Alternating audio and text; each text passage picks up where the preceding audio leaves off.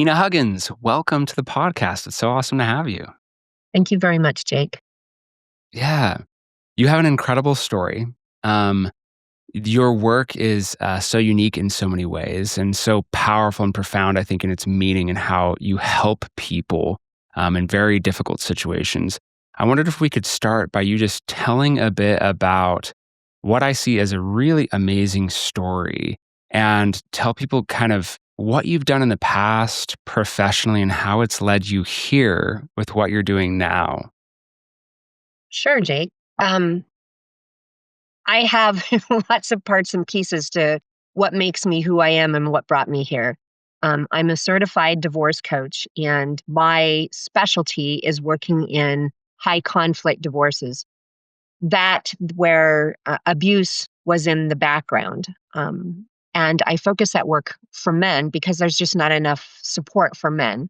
I'm also a restorative family mediator, and the word restorative is a huge, important word in that aspect because in restorative, that means that I work in trying to keep the people, if they can stay together, together. But if not, we want to uncouple them so that there's two wholes, not two halves. So that was huge. I'm also certified in transition and recovery after the divorce, after abuse, after all of the stress and everything that the individuals have been through. I work with both men and women, but like I said, I focus my work towards men. And then I'm also a conflictual co-parenting coach. I got that certification and I continue my certifications in the high conflict. The training and everything I do is in the high conflict so that I can help my clients go from the chaos to bring them back down to solid footing. And this way I can help them make better choices for them and their children as they move forward. And by helping them do that in the case with divorce, I'm able to keep their divorce costs extremely low, saving sometimes in one specific case $100,000. I've worked in natural medicine. I've worked in emergency medicine. And because I have gone through some things in my life where my thyroid was really messed up and doctors couldn't help me, I went to the natural medicine and started studying a lot about how hormones and the thyroid and all of the body works together so that I could come to this point. And that helps me with my clients in a way that I understand exactly why their brain isn't working. I understand exactly why they're making choices that they normally wouldn't make, why they're sticking their head in the sand, and why they're afraid, why fear is so important to them. It all connects back in to the hormonal side of the body. So technically, that's where I come from. I mean, there's lots of other parts and pieces that brought me here, but those are the main ones that help me to help my clients as they move forward. Like you said, many parts and pieces, all sorts of expertise in multiple kind of fields. And something I found fascinating about your story as well is you did work with women in really challenging situations. What is it? Was it a halfway house, or do I have that completely So it wrong? wasn't a halfway house. I'm a martial artist, and so I've been sent in to battered women's shelters and helped women learn self-defense. So, and I worked with law enforcement. So at times I would literally physically put myself between the abused and the abuser to protect them and the children. Because I was a female, I wasn't considered a threat to a man. In some cases where women were involved and it was the other way around, there was a little bit, but I was trained well enough that I was able to keep the conflict down and never cause problems in those situations. So that's there. I've also helped lots of people get into AA and NA, helping them at that point. Suicide or getting their children back was huge and most important to them. And in order for them to get their children back, they had to come off of the drugs in this case, or the alcohol. But drugs was the main thing that I worked with the younger people. Yeah, I've had personal experiences of friends and others who've been in those situations and needing to come out of their addictions to be in a place to get their kids. It's, yeah, good for you for helping in such very emotionally loaded circumstances and volatile kind of circumstances. That's people really need that. So good for you. One of the things we're going to talk about today, and really what this episode will be focused in on, is this aspect of sexual shame and kind of what, well, a lot of the people who listen to my podcast are religious, right? They're Christian, and I myself am as well. Love my faith, but also it can be something that can, for some people, really drive that sexual shame and sexual isolation. And so you've had experience working with people in addictions. You've done a lot of work again with hormones and in some other areas that I think you have some great insights here. And we had a previous conversation where you were sharing just things that I was like, man, it's just spot on. So really, we're gonna talk about that today. And the first kind of question I want to ask, Tina, is you've you've kind of talked about how men are taught that sex is bad, right? Especially those of us with religious backgrounds, and we may logically know that's not the case, but emotionally we really can feel that, even unconsciously, right? So when we grow up in religious homes, we can come away with that idea sometimes. How does that early messaging kind of twist um, these concepts we have of sexuality as adults, and what do you see there? So, a lot of times, what we hear isn't necessarily what was meant for us to hear, but because it comes in from a religious background, we tend to learn things that put us in shame, decisions that we make specifically in relation to sex. And so those things kind of get ingrained in our head. And once they're ingrained in our head, when we make a choice to have sex, when we make a choice, in this case, we're talking about porn addiction, when we make a choice to watch that porn, we instantly take shame in. We take that as bad. We tell Hmm. ourselves we are bad. So we not only take what we've heard, other people would say that we're bad. Now we're telling ourselves we're bad. Yes. Yeah, and I think this is so crucial because I remember when I struggled with my own pornography addiction for 10 years. I struggled with multiple other addictions as well, but that's, a whole nother story. Many of the people who've listened to the podcast know about that history. So for me, I thought that if I just feel bad enough about it, right? If I just feel enough shame about it, if I can criticize myself enough into changing and I willpower my way through, I can get out of this. And one of my friends, oh my goodness, Portnoy, I'm forgetting his first name. That's so funny. But anyway, he has a fantastic book, Silicon Valley Porn Star. He was talking about how um, he defines addiction as it's a shame cycle. So it begins with shame. In other words, for those who don't know, shame is the belief I'm not good enough, I'm a bad person, there's some way I don't match up, or I'm too much, people don't accept me, right? I'm not loved. There's that underlying, for me as a kid, it was this underlying kind of assumption. It's just unconscious, this feeling I carried with me all of the time. And I had perfectionism, right? And perfectionism is really this coping mechanism of if I just do everything right and I make no mistakes, then people will accept and love me. That's kind of one way of looking at that. And so underneath, I felt I wasn't enough. And this led to multiple addictions of food and video games when I was young. And then I hit puberty, and that led right into pornography addiction. Of it began with this shame. And then coupled on top of that, as you're saying, is this shame about sexuality. I really, again, this is totally unconscious. I didn't understand. I saw it this way, but this implicit message of sex is dangerous, sex is bad, sex is something that is like it's dirty or it's forbidden or it's secret. While I was never told that explicitly, there was very much this implicit message that I got of that. And so when I began viewing, just starting out with pictures and things like that on the internet when I was really young and getting curious, I felt overwhelmed with this feeling of immense shame. So, of course, I kept it secret, right? Because that secrecy goes right along with the shame. and then this addiction built in the background. But it all starts with the intense shame that is then leading me to want to kind of escape that feeling. And then the more I engage with the addiction, the more shame that I feel, the more I want to escape that shame. It's just a cycle that goes on and on and on. What are your thoughts about that cycle? Well, that's a normal cycle, and shame and guilt are the reasons why the cycle continues. And in order to break the cycle, we have to let go of the shame and guilt. That's the only place in this specific situation. We'll even see that in drugs and alcohol aspect as well. Food is another one where we'll see this, but porn addiction itself, because in the case with food, nobody thinks food is a problem because we have to have food to live.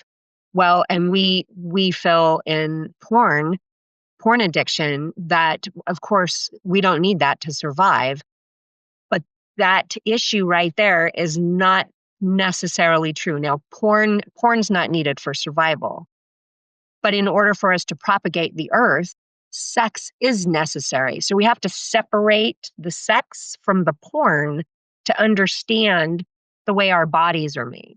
And in order, again, to get out of all of this, we have to let go of the shame and the guilt. So let's talk about that, letting go of the shame and the guilt. There's a lot behind that. What are your thoughts about how we do that? How do we let go of shame and guilt surrounding this?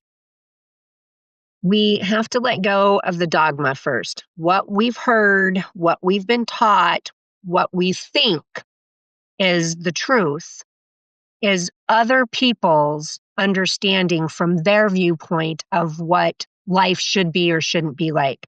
So we have to plug our ears to what we've been told, and we have to, again, separate, in this case, the porn from the sex. And intimacy, which involves sex in many cases, but not always, intimacy is something we all need. And most men, not all, have a love language of touch. It doesn't ever have to go into the sexual direction, but touch is important for humans, for all babies. If we don't touch babies, and we see this when we go to Russia, when they have all of these babies that are born and have no home, those nurses set them aside and never touch them. When they're adopted by Amish families, they come over and they become quite violent children as they grow because they've never been touched, they've never been loved. And so we need that. That is a normal human instinct, is for us to touch. When babies are born, you can go back to the beginning of history. When they were born, the mother carried them around doing whatever she was doing. The baby was always with them because they didn't ever stay in one place at the time. So baby was always there being hugged and touched. We come to this life here and now, and we've been taught all of the Christian parameters around sex. Sex is necessary, and it is something we're born with the instinct to have because we were born in the beginning to propagate the earth. Well, if we have no instinct to have sex, then we could never have propagated the earth. So God had to give that to us in order for us to propagate. Look into the animal kingdom and how that works. They were born with the same thing. Theirs might work a little bit differently than the human aspect, but they're born with it. So in order for us to let go of that shame and guilt, we have to see exactly how we were built to propagate the earth, to make the earth grow with humans. So does that answer your question, Jake? In a lot of ways, it's this is one of the things that I work on with my clients and teaching them healthy sexuality. I think we can easily get caught up in, if I have sexual thoughts and desires and inclinations, there is instantly this fear surrounding them. I think the fear and the shame surrounding them is so much of fear, shame, and then subsequent self-judgment. Right. So that's a lot of very intense negative emotions surrounding sexuality. And when right, as a man, if I see a woman walking down the street or out in public, whatever it might be, she's, dressed in a beautiful outfit, she's gorgeous. And there's this, kind of this feeling of physical attraction or sexual desire. And for a lot of the men that I work with, there's instantly also there's kind of the inclination to really indulge in that. There's deep self judgment about that. There's immense shame and fear surrounding that. And so, one of the things I work with them on through emotional mindfulness and embodiment of emotion and parts work is to be able to separate out all these parts of them that are speaking in all these voices about this sexual desire, where the sexual desire itself, no problem. This is very normal. This is very human. This is very manageable. It is a strong force, but I'm actually capable as a human being of holding that and accepting it, right? And like, yeah, here it is. It's all these other very painful emotions that come along with it of fear, shame, self-judgment, right? And this subsequent also the desire to escape, like kind of using it, right? Of like, I'm going to indulge in this and just go into this lust and let it take me over. All of that is completely overwhelming, right? Unless we're able to get present with it. And so over time, as we can actually pick apart those pieces and separate them, then we can get down to the core of, yeah, there's sexual desire and physical attraction. This is part of me as a human being. This is something that's built into me and it's acceptable for it to be there. Now I'm a master of my own mind and I can actually direct that for forces of good in my life rather than a force of destruction. Do you have any thoughts about that and kind of these burdens we carry surrounding it of fear or shame or those other kinds of things? Well, we we just like you were saying, we have to separate out to see this beautiful woman and to have what feels and what you acknowledge as sexual desire is one thing. Following through that sexual desire is another thing. You were Mhm. born again. We as humans were born to propagate. So in order to propagate, you have to have sexual desire. And you're going to have sexual desire for many women. One, you might like blondes or brunettes. And so whenever you see one that looks like that, they might catch your attention. Mhm. And being able to label that, oh, she's beautiful, doesn't mean that you're going to go sleep with her. It doesn't Right. have to take that. I mean, you can just right away go, she's beautiful and acknowledge that. That in itself is great because Yeah. that is what we were born with. Right. Absolutely. That's kind of one of the tools that I teach is just that recognition of beauty, and that can be really hard for someone when they've dealt with years of pornography addiction that's really twisted the way that their mind naturally works, where it's just engaging in this lust so automatically. But I've had experiences that I feel like have been very beautiful of recognizing that beauty in other human beings to be like, wow, what a beautiful creation of God, just like, and it's, just wonderful to see another human being who's so gorgeous, right? And that can be actually a really joyous experience, and it can be something that kind of comes and it goes, and there's no kind of that controlling or taking me over. There's just an appreciation of beauty, which I think is what we're ultimately kind of meant to have. There's just all these other things that twist it, unfortunately. Mhm.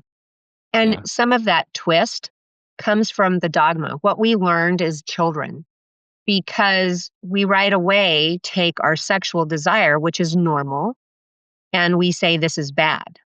And because it just keeps coming, because it's normal, then we start taking it down a bad rabbit hole because we think it's bad. And so then that perpetuality starts in there. The guilt, the shame creates it again. And why does it create it again? It creates it again because we need to hide from it. That's why people drink in excess. That's why people drug.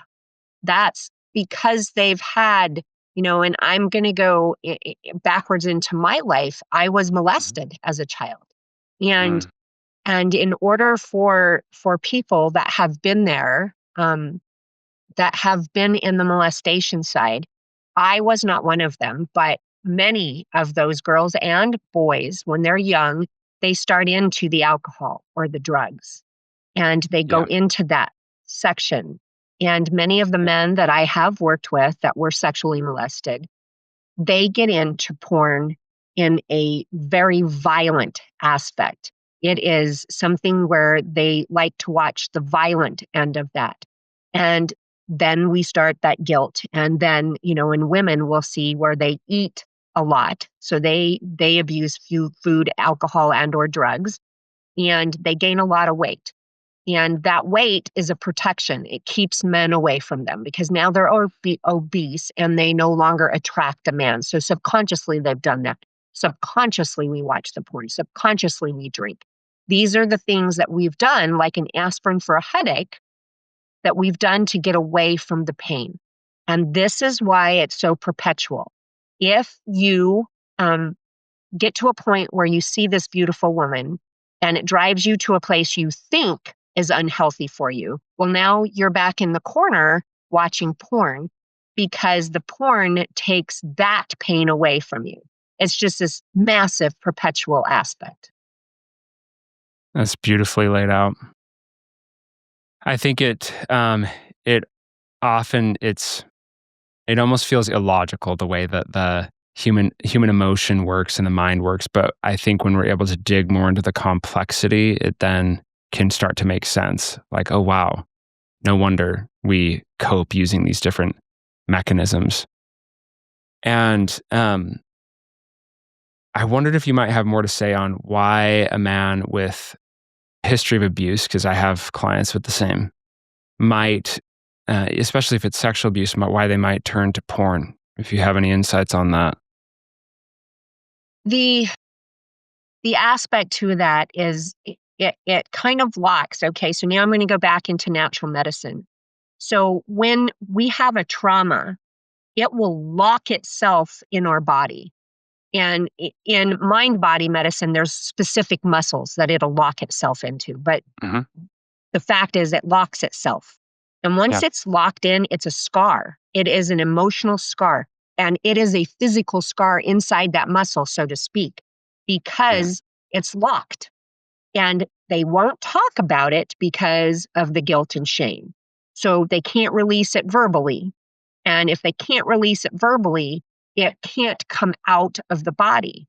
So when you work on things, there's twofold to this. And this is why some therapists are learning today to take their clients out for a walk in the park as they do their therapy, because then we've got the physical aspect and we've got the talk aspect. We one have to, and we're going to go into the Catholic religion. So you and I talked briefly about this earlier. The Catholics they go to their father and they confess their sins. So they talk it out. That helps to release some of their shame. And then Mm. that Catholic father will give them a rosary aspect that they have to go through and say with the beads. Okay. So they have their rosary. That's movement. Okay. That movement helps to release some of that. They say, so there's verbal. They spoke to the Father, there's verbal, and then they have the work that they're going to do with their rosary. And so that is partly why some of them don't deal with the same stuff that other religions do, because they have to confess, they have to talk about it. And here we are with the rest of us. We sit here in silence because we're too ashamed of what we've done to talk about it. And there's the perpetuality of it again. Hmm. And I think it's worth saying, I had Owen Marcus from Meld on the podcast a while back. We talked about somatic work and how emotions do lodge in different parts of the body. Because I think for a lot of people, for me, when I first heard about that, I was like, that's so weird. What are you even talking about? How? Because we have this, and you laugh too, because I think you've had years of understanding this. And you also know that people think that way. But we have this view in modern Western psychology, which I think is really shifting, but that all emotion happens up here in the brain, right? That's where it all is, and that's it, period. And Owen Marcus really opened up my mind to he talked about the fascia, right? Mhm. That deep tissue, the tissue in our body that holds emotion. Reading The Body Keeps the Score by Dr. Vanderkolk. Oh my gosh, amazing book that opened up my mind further. That yeah, this is it's researched, it's real. There's actually emotion throughout the body, and it can become locked, as you say, uh, which really brings in its mind body as a whole. It's all one. It's just Mhm. not just in the brain. Yeah. So true. So true. And the fascia is the connective muscle. Everybody doesn't understand that. So if you've ever taken the skin off of a chicken and those bubbly things, that's fascia. And Mm, when we have memories that lock, when you go through and you feel the body, you'll feel this hard knot. That is the memory that's located in that fascia. And so when I would do physical work with the clients, that's what I went in to do is I went in to break that fascia. They talk while I work and I released. And the more they talked, easier the release came. And so these are super duper important communication. So, in the fact that now we're having to talk to somebody about porn addiction, we have to be careful. And we do. We need to talk to somebody that's safe. Talking with you is safe. And they need to talk about that. They also need to talk to their partner. I will find this in the relationships that I deal with that are breaking apart, that when porn addiction is involved, the woman shames the man just as much or more so in some cases than the man shames himself. yeah. And in this case, she's creating the perpetuality, not just her alone, but some of her actions are creating that perpetuality. We, as the woman involved in this, we need to be supportive. This is an illness, just like alcoholism, just like cancer. And we have to be supportive. One, we need to start deep diving in to figure out why. Because in a lot of cases, it doesn't have anything at all to do with their relationship with their partner. And in a lot of cases, it's not even really the sex or the porn itself. It's the drug, the dopamine that it causes. They're having trouble with their parents. Their parents are ailing. They're having trouble at work. Their siblings giving them problems, a workmate. Something is causing something to shift for them. And the way to hide is to either hit the bottom of a bottle or, in this case, go to the corner of the room in the dark and turn on the porn. And then we have dopamine that hits. And that dopamine helps take the pain away. It helps them hide. If they would talk about the problem, they wouldn't need the porn. So there is another aspect of where we need to talk. What is the true issue that causes the porn? In your case, it started when you were very young, and part of that went back into your home. If you were able to find somebody to talk about, you probably would have never leaned towards porn. Yep. Exactly. I couldn't have said it better myself. It's those other relationship challenges, traumas, issues, again, the work stress or, unfulfilled dreams or grief or shame or fear or perfectionism, so many things that are so much deeper that are underlying. I always say that porn addiction it's just a symptom. It's just a symptom of deeper underlying challenges that they can go across a very wide spectrum. There's always common themes. So I wanted to kind of recenter in on just with reference to kind of the dogma or um, religiosity surrounding sexuality. So, do you think that the way that churches or leaders in churches kind of talk or avoid talking about porn addiction unintentionally reinforces the secrecy, the isolation? What do you think kind of needs to change? I think this is a difficult position for a lot of people who are in churches and understanding how do I even address this with people? Um, they're untrained in that, but how do you think that dialogue needs to shift in a religious sense or a spiritual sense? How can people address this? So you can't, without knowledge and ability of what's going on, go to the pastor, the person in your church. You can't go to them without, in my world, we call it facts. We can't go to them right away. So we need to go and get the help. They need to get a hold of you first. They need to have these conversations. They, one, need to learn who they are and why this might be taking place for them. Once they spend enough time with you, then they need to have that frank conversation with their pastor, with the person in charge of their church. They need to be able to one, have compassion for their own self. If they can have compassion and love themselves when they go have this conversation with the person in charge, then they're able to have that frank conversation and say, look, this is something, not only do I need your help, but I'm sure there are other people in this congregation that need our help to go through this. And just start the conversation. Because once the conversation starts to open, you find that there are a lot of men, especially in the church, that have the same issue, not necessarily have leaned into the porn yet, but they feel guilty because they look at a woman and think she's beautiful. These conversations need to happen. And once we have that conversation with the person in charge of our church, a lot of times we can end up with a men's group. And I see men's groups being so healing and so wonderful, because once one person like yourself opens up and speaks about the topic, then somebody else feels safe enough to share a little bit. Somebody else, and pretty soon we all have shared. And we're all there for each other in support and the healing process that needs to go forward. Yeah. Yeah, it's powerful. Powerful to I love the saying secrets keep you sick. And so the truth sets you free.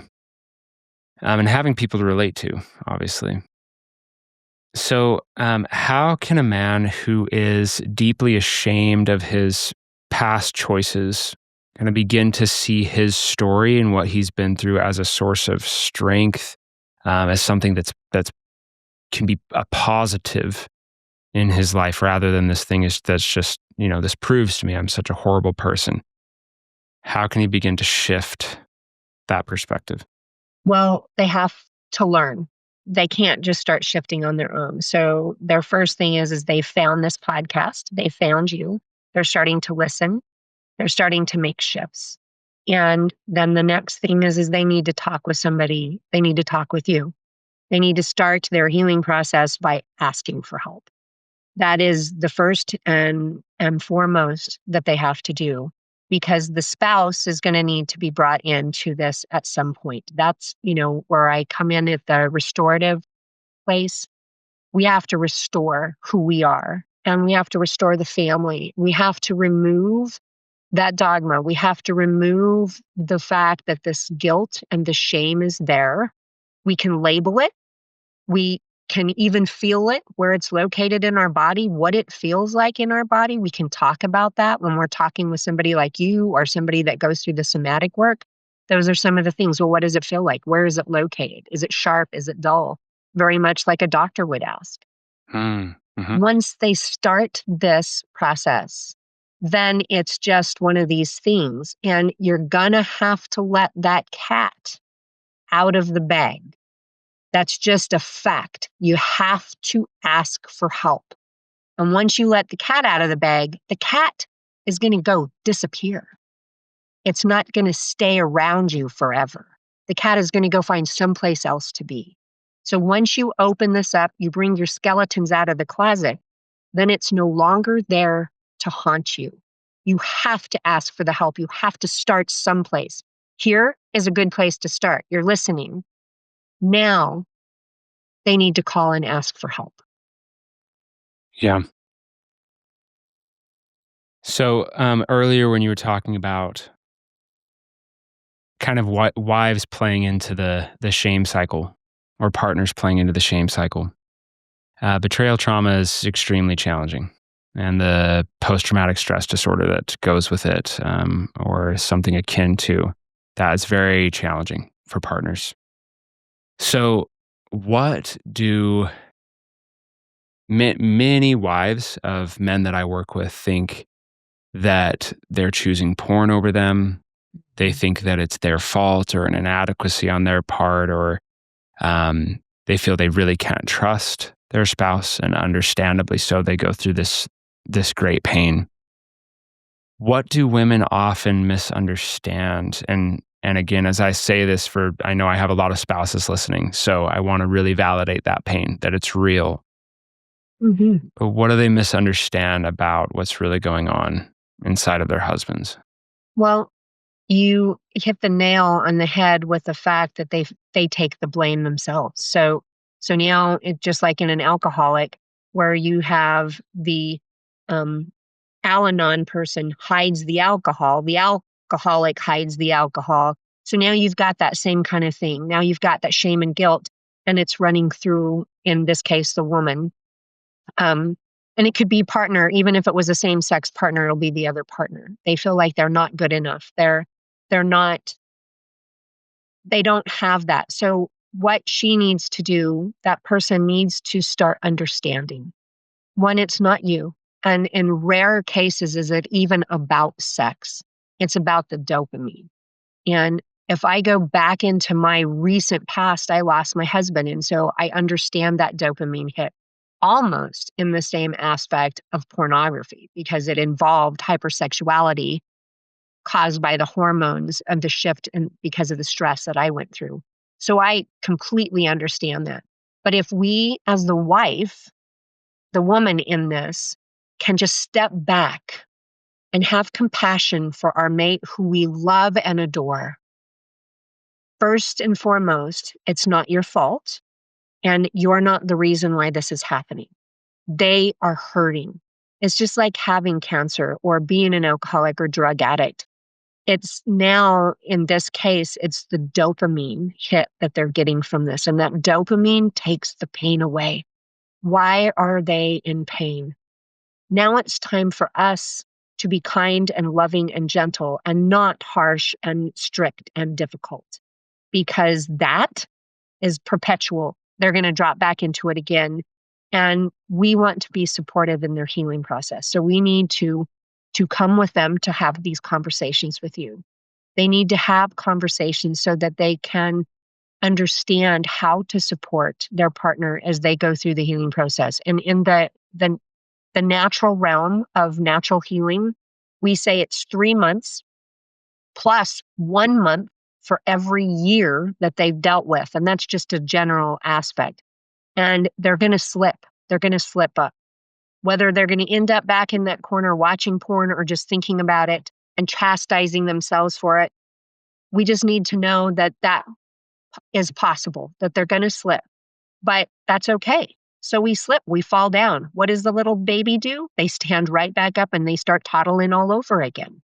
It's okay to have a slip up. It's just not okay to keep doing it. And it's not okay to stay there. Once we connect those dots, like I had talked with you before we started the show, once I connected my dots as to what was going on and I went light bulb moment, an aha moment, then I was like, oh, now I know how to get out of this. I stopped at the point of the dopamine hit, which was me, was my phone and every ding I was having in my phone. And once I was able to stop that, set my phone in the other room while I did my work, and then just check it when I was in the middle of stuff, that once I stopped that dopamine hit, then I was on the healing path. I wasn't healed because it's always going to be an issue that, and I can tell you now, stress causes that to happen. Stress is going to drop us into that. Stress is what's going to cause us to want to go sit in the corner with our porn or our bottle. And that is where we need to deal with it. We need to go to the root. And as the wife, she needs to help and be supportive because it's not her fault. It's not his fault. It is the root that needs to be handled. And I love what you say, Tina. And as you're saying it, I'm also having like the almost certain kind of reactions from some spouses that I'm hearing, which is this: isn't he culpable for his decisions though?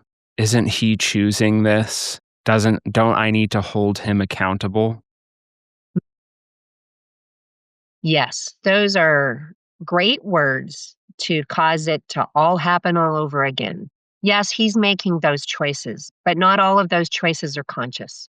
He's learning to make them consciously. But until he gets to the point that he can make them consciously, this is a disease. This is a problem. And we have to support that. Just like when our children are sick in bed, we take them water, we take them juice, we take them what they need to have.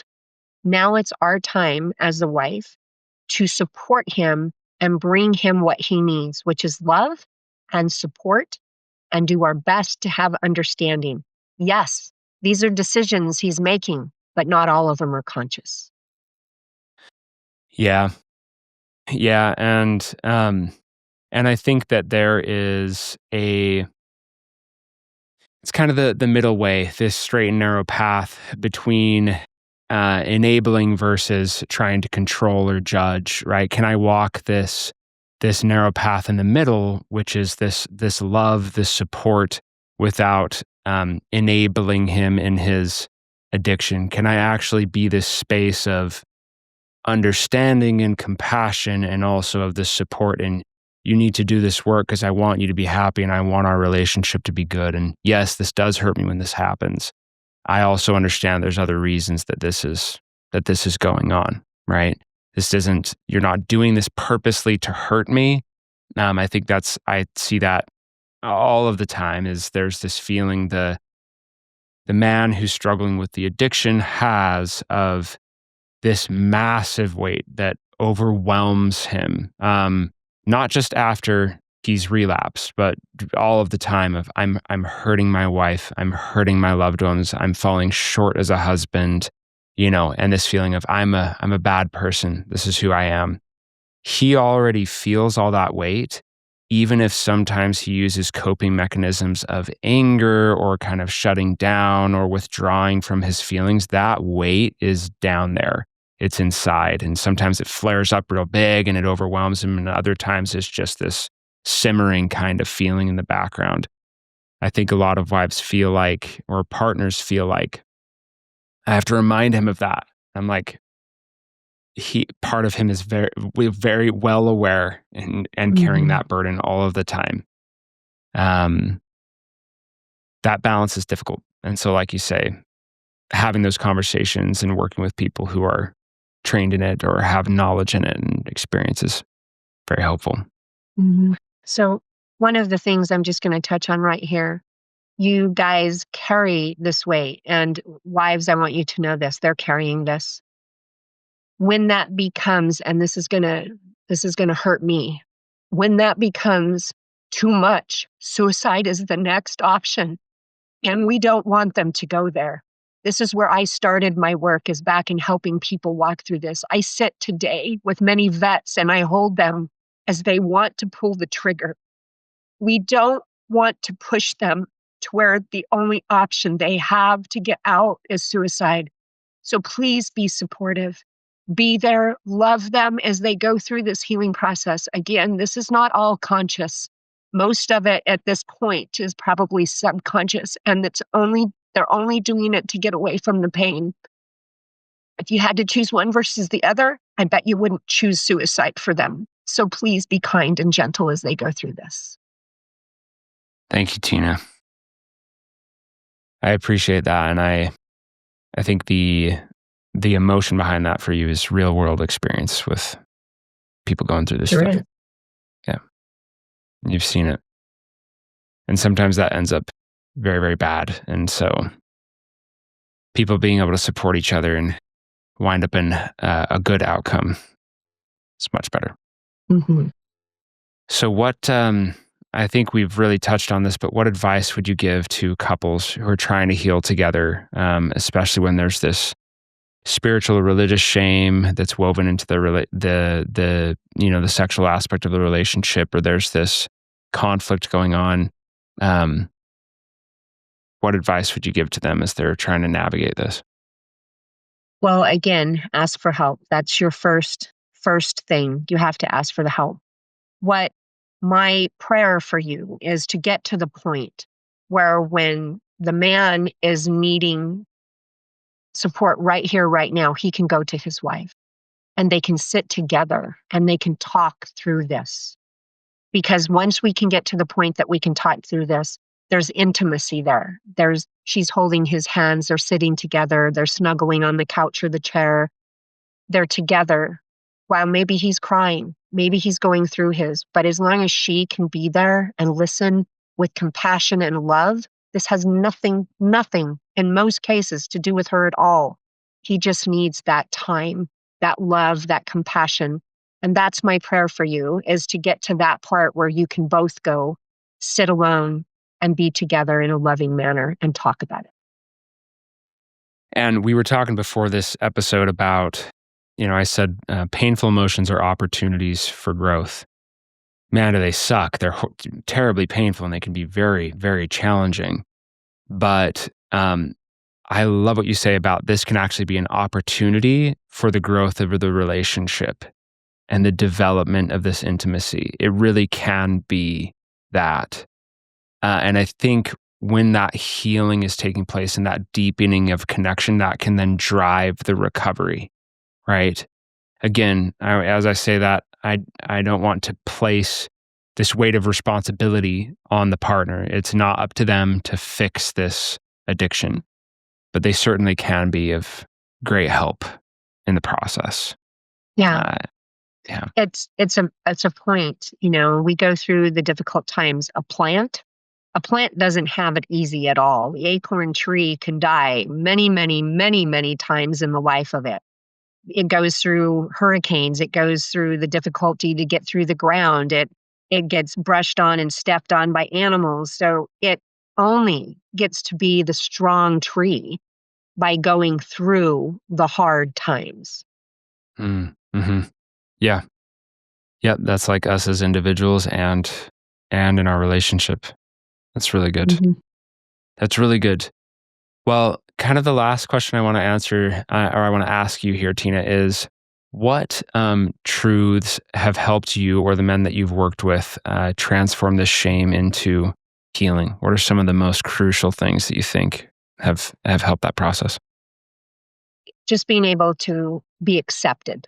And when I'm working with them, I accept them for who they are. I help them to accept themselves for who they are. Once you accept this and you can let go of the shame and the guilt right here, at least for this moment.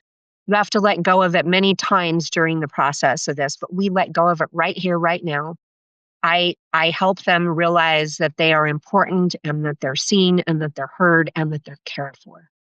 And being there for them and letting them know that is the seed that's planted to help them be able to move forward. Once they can accept the fact that it's something that you can't change the past, but we can root in our present and we can step forward. And knowing that we might fall off of the wagon, that's just a possibility. It's going to happen to most people. And if that happens, you just get back up. It's not the end of the world. This too shall pass. If you look behind you and all of the tough stuff that you've been through, you're here. You made it. You made that choice to be here. Let's make that choice to let go of the shame and the guilt, at least for this moment. And then there'll be more moments that we can let it go until it's gone and we don't have to hold on to it. Those are the things that we need to do. Those are the things that I help my clients with as they go through their situations. There's absolutely nothing I hold against my clients. And I love what you say there about relapses or these slips, these bumps in the road. My father, who's been in this field for over 20 years, he will often say when a client has relapsed, he'll say, "The teacher has emerged. Mhm. Are you willing to learn? There's something here for you," right? Again, that opportunity for growth. You're experiencing this so that if you choose, it can change you for the better. It's really good. Amen. It's really good. Well, Tina, if people are in need of your help and your specific skills, where can they go to find you? Well, you can email me at Coach Tina Lynn. That's COACH TINALYNN at gmail.com. Or you can call or text me at 719-580-6684. Fantastic. So what a special conversation, Tina. Thank you so much. It's been a You're so privilege for welcome. me and, yeah, yeah, really special. So thank you. Thank you for having me, Jay.